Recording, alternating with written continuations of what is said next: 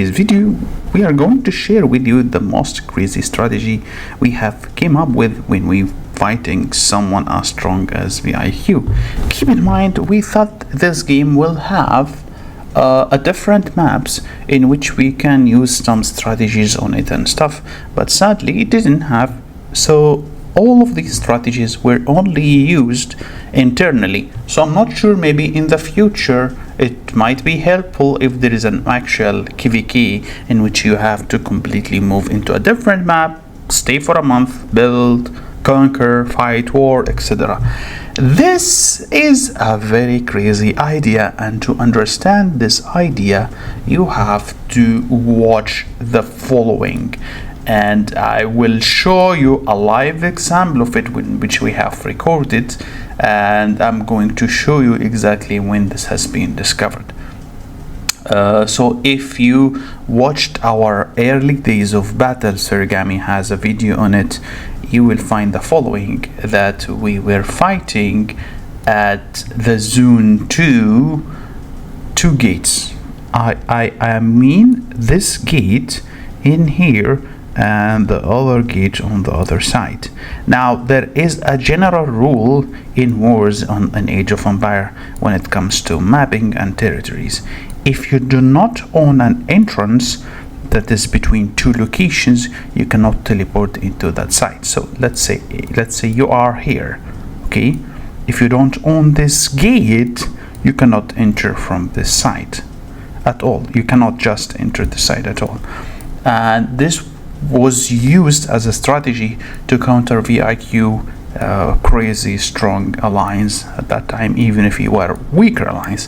Now, when did I had a feeling about this strategy is when the battle at the first, we were a couple of alliances and there was a weaker here one, and it was us here on the front line. We were fighting VIQ at the same time, and I noticed something, that it doesn't really fucking matter who deals the highest durability of damage, because guess what? The last person to hit, the last person to destroy the durability is the alliance that is going to take the gate. And as soon as this happens, do you know what does this mean? This means that alliance who were lucky on the last hit will win. And this thing could be abused in a tactical way. Now, if you paid attention, if you have played this game as an R4 or an R5, you will realize that there is something called a declaration.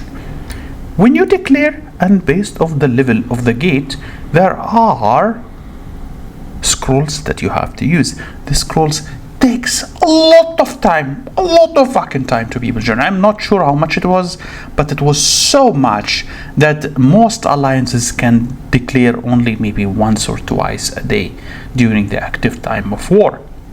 Not only that, there is a 20 minutes of preparation that they cannot start hitting the building, and as soon as you declare, you will be able to see that somebody has declared in your gate, and you have 20 minutes to prepare for it.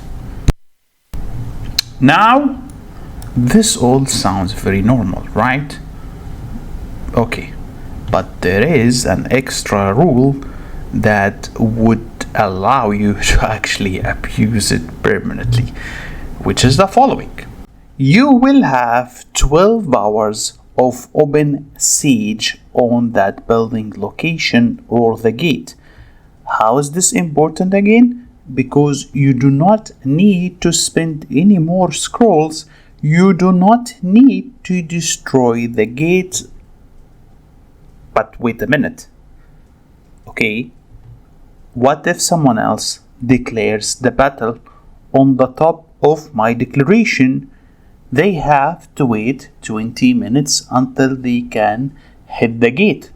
So how to counter this and permanently destroy their scrolls of declaration? Because keep in mind something, if they declared while there is an already going on battle, they cannot cancel their declaration anymore, which means they are going to lose all of their scrolls If they lost all of their scrolls, they have to wait another day in order for them to declare back again, because it takes shitload of scrolls to generate. And during this time, we had shitload of fucking declaration, and it was impossible for them to literally progress. There is no way.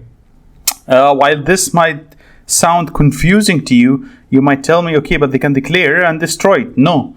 What you have to do in this scenario is, as soon as you declare and your preparation is over, you destroy the building and keep the durability of the gate itself low. Why? So when they declare on the building, you just destroy the durability directly and get a free 2 hours shield. But this is not the important part. The important part is this thing is very abusable by small alliances. Like, you can have a second alliance, or you can even use your first alliance if you have saved your scrolls, and do that and lock them permanently from ever moving into the second area. Which means if you have it doesn't matter if you don't have quality. If you have the quantity and a lot of players that are able to destroy siege, you can just fucking do this forever. And remember, in case both of you did start at the same time and you didn't have enough to do this trick, you at least need to conquer the gate once. If you conquer the gate once, all of their scrolls are gone. And to increase your odds and chances, you can have 2 alliances at the first time to do the declaration, and use all of the war machine that you have. If you have any war machines, you can just use all of them at the last moment in order to secure the gate. All you have to do really is get the gate once, and their life is literally fucked. So guys, that's basically it for the first war plan. Stay tuned for the second one, because it was crazier than this one.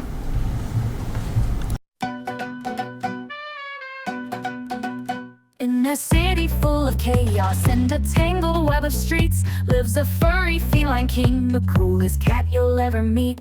He's got muscles like a lion, a strut that's straight up mean, with a swagger and a purr that makes the ladies scream. He's Catzilla, the beast of the block. When he rolls up, the whole place rocks. He's got that charm, yeah, he's got that flair. Every girl in town's got their eyes on his hair. Catzilla, Catzilla, he's a sexy beast. Feline royalty, the one that they feast. All the chicks are chasing, can't resist his charm. Catzilla's got 'em lined up, all vying for his arm.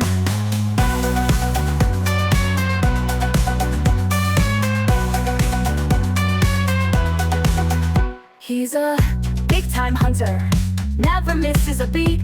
With his dazzling green eyes, he's got the ladies on their feet. He's got a laser pointer, oh, he's the master of play. When he struts through the alley, all the girls lose their way. He's Catzilla, the king of the scene, got a reputation like you've never seen. With the flick of his tail and a glimmering glance, he's got 'em all tangled in a feline romance.